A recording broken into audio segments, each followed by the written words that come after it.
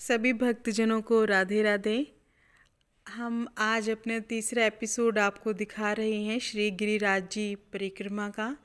देखिए, हम परिक्रमा मार्ग पर आगे की तरफ बढ़ते जा रहे हैं और साथ साथ जो है बहुत सारे भक्तगण भी हमारे साथ चल रहे हैं। और मैं आपको बताना चाहती हूँ कि जो ये पूरी परिक्रमा है ये 21 किलोमीटर की है और ये लगभग 5.5 घंटे में, नॉर्मल हम चलते हैं तब पूरी हो जाती है। और रास्ते में भक्तजनों के द्वारा बहुत सारे भंडारे, प्रसाद इत्यादि की व्यवस्था की जाती है। किसी को अगर प्रसाद ग्रहण करना हो तो अलग अलग सेवा समितियां बनी रहती हैं, जो कि कोई अगर वहाँ पर प्रसाद अपना देना चाहता है तो वो वहाँ पर अपनी सेवाएं भी देते हैं। और ऐसा है कि बहुत ही सात्विक और अच्छा भोजन जो है यहाँ पर मिलता रहता है। और धीरे धीरे करके हम अपनी जो परिक्रमा है उसको आगे की तरफ बढ़ा रही हैं। आप जो ये ग्रिल देख रही हैं, ग्रिल के उस तरफ भी एक रास्ता है जो कि बिल्कुल गिरिराज जी के साथ साथ चलता है। जहाँ से ये लोग एंटर कर रहे हैं यहाँ से वो रास्ता है, परंतु वहाँ पर थोड़ा सा बंदर ज़्यादा हैं और जो कांटे हैं और पत्थर वगैरह ज़्यादा हैं, तो इसलिए लोग उसको अवॉइड करते हैं। मोस्टली जो लोग हैं वो इसी जो परिक्रमा मार्ग है यहीं से जाना प्रेफर करते हैं। यहाँ पर क्योंकि नंगे पैर ये जो परिक्रमा की जाती है तो मिट्टी जो है वो बहुत ही बारीक बिछाई गई है और उस मिट्टी के अंदर सच में बिल्कुल नंगे पैर अगर हम चलते हैं तो बहुत ही अच्छा लगता है, बहुत ही मज़ा आता है। और बीच बीच में जो पत्थर हमारे चुभते हैं तो उससे एक्यूप्रेशर का काम भी होता है और कहा जाता है कि इससे हमारे कष्ट भी कम हो रहे हैं। लेकिन मैं आप सभी भक्तजनों को एक बात ज़रूर कहना चाहूँगी कि जो भी यहाँ भंडारा लगाए, जो भी यहाँ प्रसाद लगवाए, तो जो ये गंदगी जो फैलाई जाती है, प्लीज़ आप इसकी व्यवस्था भी कीजिए कि इसको भी अच्छे से कहीं पर डिस्पोज ऑफ किया जाए, कहीं पर और भेजा जाए इसको। लेकिन लोग चाय पीकर ना तो डस्टबिन में डालते हैं, ना उन पेपर प्लेट्स को जो है इधर उधर वो फैलाते चले जाते हैं। प्लीज़ आप ऐसा ना करें, क्योंकि हमारे जो प्रधानमंत्री जी के द्वारा जो सेवा चलाई गई है स्वच्छता अभियान, वो हमें ही तो पूरा करना है। अगर हम ही गंदगी करेंगे तो हमारा देश कैसे जो है स्वच्छ रह पाएगा। और ये तो एक धार्मिक स्थल है, तो विशेष रूप से सफाई का ध्यान जरूर जरूर रखा जाना चाहिए। और धीरे धीरे हमने प्रसाद जो है वो देखा, अच्छा लगा। अब हम आगे की तरफ बढ़ रहे हैं। ये जो रेहड़ी देख रही है, इस रेहड़ी के अंदर ही मैं आपको बता रही थी कि लोग बैठकर परिक्रमा कर सकते हैं। जो बच्चे हैं छोटे, जो बुजुर्ग हैं, जो नहीं चल पाते, वो आराम से इसमें बैठकर जो है वो परिक्रमा कर सकते हैं। और राधे राधे का नाम लेते हुए दोस्तों आगे बढ़ते रहिए। किसी को चाय पीनी है तो बहुत अच्छे स्टॉल यहाँ पर बने हुए हैं, कोल्ड ड्रिंक है, केले हैं, हल्का फुल्का नाश्ता आपको यहाँ मिल जाएगा। विश्राम गृह बना हुआ है राजस्थान सरकार का। कहाँ पर है ये है पूछड़ी का लोटा। पूछड़ी का लोटा जो है बहुत ही फेमस, बहुत ही प्रसिद्ध मंदिर है। जब भी आप परिक्रमा करने के लिए आओ तो आप यहाँ पर जो है दर्शन करके ही आगे की तरफ बढ़ना। बहुत ही खूबसूरत दर्शन यहाँ पर होते हैं और इसके जो महिमा है इस जगह की वो अपने आप में ही अलग है। और बहुत खूबसूरती के साथ, बहुत ही भीड़ होते हुए भी सभी लोग यहाँ पर दर्शन जो है वो आराम से कर सकते हैं। इसके साथ एक छोटी सी कहानी भी जुड़ी है दोस्तों, तो ज़रूर आप उस कहानी के बारे में हमारे नेक्स्ट जो एपिसोड आएगा उसमें आप ज़रूर हमसे जुड़े रहना। और पूछड़ी का लोटा की क्या पूरी कहानी है मैं पूरे विस्तार से आपको उसके बारे में बताऊंगी। हमने दर्शन किए और दर्शन करने के बाद हम जो है आगे की तरफ बढ़ लेते हैं। यहाँ से राइट की तरफ रास्ता जाता है, उसके आगे जो है वही जगह आ जाएगी, जतीपुरा की जगह आ जाती है। ये पूरा जतीपुरा गाँव ही जो है वो कवर हो रहा है। लेकिन भीड़ है और लेकिन थोड़ा सा इस गंदगी को देखकर अच्छा फील नहीं होता। फिर मैं फिर से आपको रिक्वेस्ट करूँगी कि प्लीज़ आप इसका ज़रूर ध्यान रखिए, क्योंकि ये हमारा ही मार्ग है, हमें ही इस पे चलना है और हमें इसकी स्वच्छता को बनाए रखना है। देखिए, यहाँ से अगर हम राइट को टर्न करते हैं तो मथुरा है। गोवर्धन जो है वो 1 किलोमीटर हमारी यानी परिक्रमा रह गई है। डिंग जो है वो यहाँ से 15 किलोमीटर पड़ता है। बड़ी परिक्रमा जो है वो पूरी होने के बाद हमारा जो है छोटी परिक्रमा, जिसको कि हम राधा रानी की परिक्रमा बोलते हैं, वो शुरू हो जाती है। तो जो बड़ी परिक्रमा है वो हमारी 12 किलोमीटर की है और जो छोटी परिक्रमा है 9 किलोमीटर की है।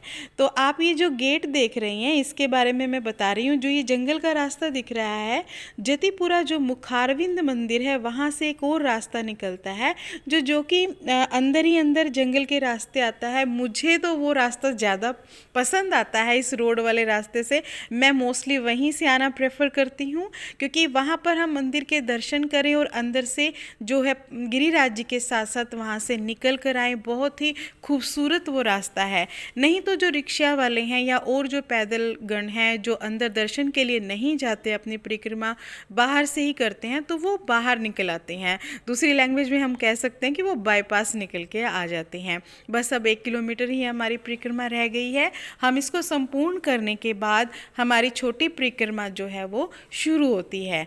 जब आप बड़ी परिक्रमा कर लेते हो तो वहीं दान घाटी मंदिर के पास ही जाकर वो ख़त्म होती है। आप वहाँ पर थोड़ी देर बैठकर रेस्ट कीजिए, चाय पीजिए। रिलैक्स होने के बाद बिल्कुल आप जो है अपनी छोटी परिक्रमा शुरू कीजिए। अगर आपके अंदर क्षमता है तो आप लगातार भी कर सकते हो, लेकिन फिर भी थोड़ा सा रेस्ट करने के बाद एक नए जोश के साथ और राधा नाम लेते हुए और जयकारा लगाते हुए अपनी छोटी परिक्रमा को वहाँ से शुरू कर दीजिए। और ये भगवान कृष्ण के मंदिर है, बहुत ही खूबसूरती के साथ इसको मेंटेन किया गया है। और देखो दोस्तों, यहाँ से अब हमारी छोटी परिक्रमा जो है वो शुरू हो चुकी है। ये गोवर्धन जो है वहाँ का मार्केट है, उस मार्केट के अंदर से होकर ही ये रास्ता निकलता है। ऐसा भी कहा जाता है कि जो ये जो रास्ता होता है मार्केट से जो निकलता है उसको हम उन 9 किलोमीटर्स के अंदर काउंट नहीं करते हैं, वो अलग रह जाता है। यानी मार्केट वाले रास्ते को हम परिक्रमा में नहीं गिनते हैं, परिक्रमा मार्ग अलग से शुरू होता है। देखिए ये गोवर्धन जो शहर है उसकी छोटी छोटी गलियां हैं। आप हर तरह का सुविधा का सामान यहाँ से ले सकते हैं। विशेषकर जो हमारे लड्डू गोपाल जी के वस्त्र हैं वो यहाँ पर मिलते हैं, और उनके जो ऑर्नामेंट्स हैं यानी गहने और कुछ पहनाने का जो सामान है वो यहाँ पर बहुत ही अच्छा मिलता है और बहुत अच्छी वैरायटी है यहाँ पर, और क्वालिटी भी बहुत अच्छी रहती है। बुक्स हैं और जो हमारे ड्रेसेस हैं वो भी वहाँ पर मिलती हैं। अब हम आ गए हैं राधा कुंड के अंदर। जो ये आप तुलसी माला देख रहे हो सबसे ज़्यादा जो है वो राधा कुंड में ही मिलती हैं, और ऐसा है कि यहाँ पर आपको प्योर तुलसी माला मिलेगी, इस चीज़ की पूरी गारंटी रहती है। आप किसी भी साइज़ में, किसी भी रेंज में और किसी भी टाइप की तुलसी माला जो है यहाँ पर ले सकते हो। आप नाम जप के लिए, गले में, कंठ में धारण करने के लिए, या फिर चंदन तिलक देखो आप देख रहे हैं ये मिलता है, और लड्डू गोपाल जी के कपड़े हैं, हर तरह की जो चीज़ें हैं वो यहाँ पर मिलती है। लेकिन विशेष जो है वो यहाँ पर रहती है तुलसी माला। अब हम राधा कुंड की छोटी छोटी गलियों में से गुजर रहे हैं और हम इन माताओं को देख सकते हैं जो कि पूरे भारत से यहाँ पर आकर रहती हैं, और इनके लिए अलग से सुविधाएं दी गई हैं। आप भी किसी तरह से इनकी सहायता करना चाहते हैं तो कर सकते हैं। ऐसा माना जाता है कि ये सभी लगभग जो माताएं हैं वो बाल विधवा हैं और यहाँ पर आकर वृंदावन की रज में ही अपने शरीर का त्याग करना चाहती हैं। ये वृंदावन को छोड़कर नहीं जाना चाहती हैं, और एक भक्ति का अलग ही रूप, अलग ही अंदाज हम इन माताओं के चेहरे पर देख सकते हैं। ये साधारण वस्त्रों में आपको इन छोटी छोटी गलियों में मिल जाएंगी, जो कि राधा नाम लेती रहती हैं और आपसे एक उम्मीद भी रखती हैं कि आप उनकी किसी न किसी रूप में सहायता करोगे। देखो आप यहाँ पर एक तरह से तुलसी माला का होलसेल मार्केट कह सकते हो, इतनी तुलसी माला यहाँ पर मिलती हैं। तो छोटे छोटे रास्तों से गुजरते हुए राधा नाम लेते चलिए।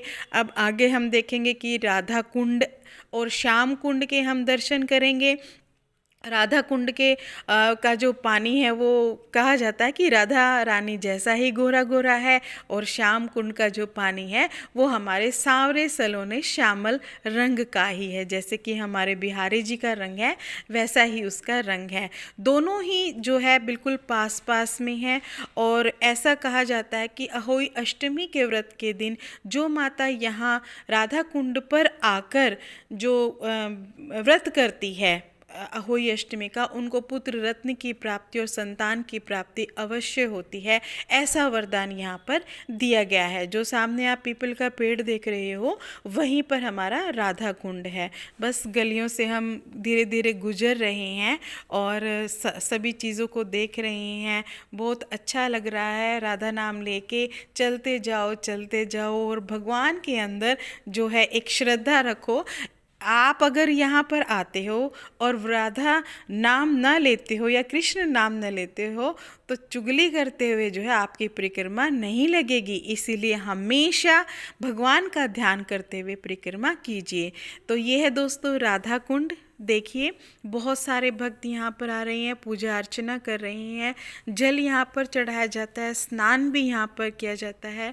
बहुत सारे पंडित जी होते हैं जो आपको अच्छे से यहाँ पर पूजा पाठ करवाएंगे, यहाँ के विधि विधान को बताएंगे और यहाँ की महिमा को आपको अवश्य बताएंगे। तो जो भी यहाँ पर आता है गिरिराज जी की परिक्रमा के लिए वो राधा कुंड का दर्शन अवश्य करें, बहुत ही ज़रूरी ये माना जाता है। तो अब हमने दर्शन कर लिए हैं, हम जो है धीरे धीरे हम आगे की तरफ बढ़ेंगे। एक बार फिर से मैं आपको दर्शन करवा देती हूँ और बहुत अच्छा लग रहा है। और ये अब यहाँ से हमारी जो यात्रा है मात्र 1 घंटे की आप लगा सकते हो वह रह जाती है। और रास्ते में बहुत अच्छी चाय वाला, गूंगा चाय वाला जो है, जो कि पूरे इंडिया में फेमस हो चुका है, वो चाय वाला भी यहाँ पर मिलता है। उसका भी मैं एक अलग से व्लॉग बनाकर आपको दिखाऊंगी। उनकी जो चाय का जो टेस्ट है वो बहुत अलग होता है। बेशक भैया बोलने में सक्षम नहीं है, लेकिन चाय जो है वो लाजवाब बनाते हैं। हर एक चीज़ उसमें कूट कूट के जो है अपनी भक्ति के साथ भरते हैं और अपने भक्तगणों को पिलाते हैं। और उनकी उस चाय की चुस्की के साथ सारी जो यात्रा की थकान है वो मिट जाती है और राधा नाम लेते हुए फिर सभी आगे बढ़ते रहते हैं। चाहे कोई बुज़ुर्ग है, चाहे कोई महिला है, चाहे कोई बच्चा है, जो भी है वो बहुत खुशी के साथ जो है इस परिक्रमा को करता है। कुछ लोग तो जो हैं वो दूध के साथ दूध अर्पित करते हुए परिक्रमा करते हैं, कुछ दंडवती परिक्रमा करते हैं। और ऐसे ऐसे साधु हैं जो कई कई वर्षों से यहाँ पर जो परिक्रमा कर रहे हैं, जो 108 जो मन के हैं उनको वो रखते हैं, फिर आगे की तरफ चलते हैं। देखो छोटे छोटे जो 2 बच्चे हैं वो क्या है प्रसादी लेकर बैठे हैं, हलवा और पकोड़े खाने में इनको पूरा मज़ा आ रहा है और ये पूरा स्वाद उसका ले रहे हैं। और ऐसे ही बच्चों को मुझे लगता है भंडारे की ज़्यादा ज़रूरत होती है। और जिसके पास भगवान ने अगर क्षमता दी है, अगर भगवान ने उनको पैसा दिया है, तो कृपया आप उसको अपने इस दान पुण्य में लगाएं। इन बच्चों को बहुत ज़्यादा ज़रूरत रहती है। देखिए और अब हम आगे की तरफ चलते हैं। लगभग हमारी परिक्रमा जो है वो संपूर्ण होने वाली है। भंडारे हैं, पानी की व्यवस्था है, आपको जगह जगह पर मिलती रहेगी और बहुत अच्छा लग रहा है। देखिए भीड़ ये जो है पूर्णिमा के आसपास ही होती है, बहुत ज़्यादा भीड़ है। और विट्ठल धाम जी का जो मंदिर है वो आप यहाँ पर देख सकते हो, उसके भी दर्शन हम आपको करवा रहे हैं। बहुत बढ़िया यहाँ लग रहा है। एक खूबसूरत मंदिर जो है वो शांति के लिए आप 2 घड़ी यहाँ पर बैठकर विश्राम कर सकते हो, पानी इत्यादि पी सकते हो और बहुत प्रकृति की गोद में से निकलते हुए हम आगे की तरफ बढ़ रहे हैं। सभी अपनी लाइफ में एक बार जरूर ये परिक्रमा करना मैं आप सभी से बहुत बहुत रिक्वेस्ट करती हूँ और ये उम्मीद भी करती हूँ कि आप हमारे चैनल को सब्सक्राइब करेंगे, इसको लाइक करेंगे ताकि हमारा हौसला बढ़ता रहे और हम आगे और जो परिक्रमा है वो भी हम आपको करवाते रहें और आप अलग अलग मंदिर